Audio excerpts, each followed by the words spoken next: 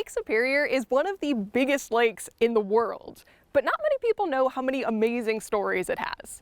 Hey, I'm Alexis. I'm visiting the Marquette Maritime Museum in Michigan's Upper Peninsula to learn all about Lake Superior. I know that the lake is gigantic, but I wanted to learn more about why it's important and why there's a whole museum about it. And so far, I've learned that even if you've never been to Lake Superior or even the Upper Peninsula, there's a good chance this lake has made a difference in your life. Let's head inside and I'll show you what I mean. It's worth taking a second to introduce you to the lake if you've never been here before. This is a map of Lake Superior. It's the biggest of the 5 Great Lakes, and it touches 4 main areas: the northern part of Michigan's Upper Peninsula, where we are now, plus parts of Wisconsin and Minnesota, along with the southern part of Ontario, Canada. Lake Superior is also the deepest of the Great Lakes. The deepest area is right around here, and it's more than 1,300 feet deep. Picture the tallest tree you've ever seen. No matter how tall it is, this part of the lake is deeper than that. And Lake Superior is so deep partly because of glaciers.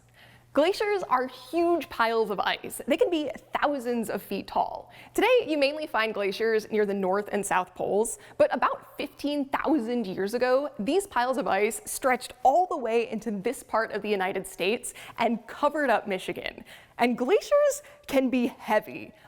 Think about how hard it is to pick up a big snowman in the winter. And now imagine that snowman is as tall as a house with 500 floors. That's not exactly how heavy the glaciers were, but it gives you the right idea. And when these super heavy glaciers moved across Michigan all those years ago, that weight pushed down on the ground and scooped out big holes in the land. Then those holes later filled with water and became the Great Lakes, including Lake Superior.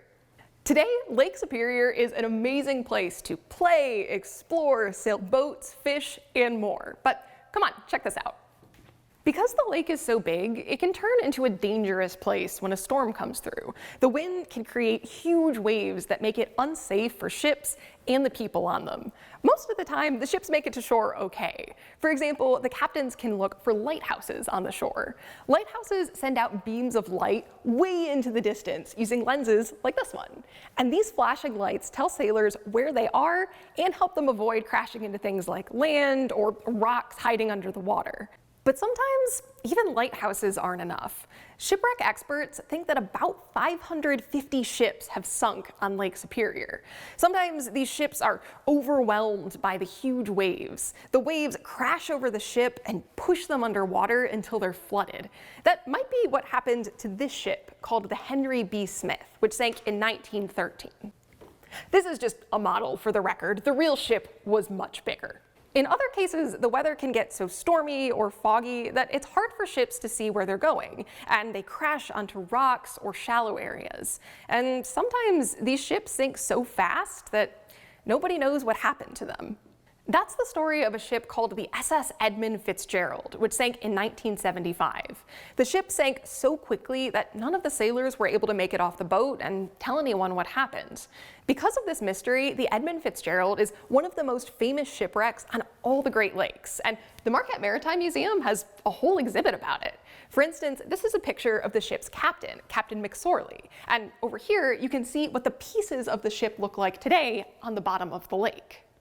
On most days, though, Lake Superior is not a scary place at all. A lot of people in this part of the Upper Peninsula spend a lot of their lives near the lake, doing things like swimming, playing on the beach, and fishing. The lake has even become part of their identities. Lake Superior is special, and living near the lake feels like part of who they are as people, the same way that being a baseball player, an artist, or a student might be part of who you are as a person. So you see why Lake Superior is so easy to get excited about. It's beautiful and so fun to visit, but it's also played a big part in the lives of millions of people. Without it, cities like Marquette probably wouldn't exist. And after learning about all of this, I now understand why there is an entire maritime museum here in Marquette.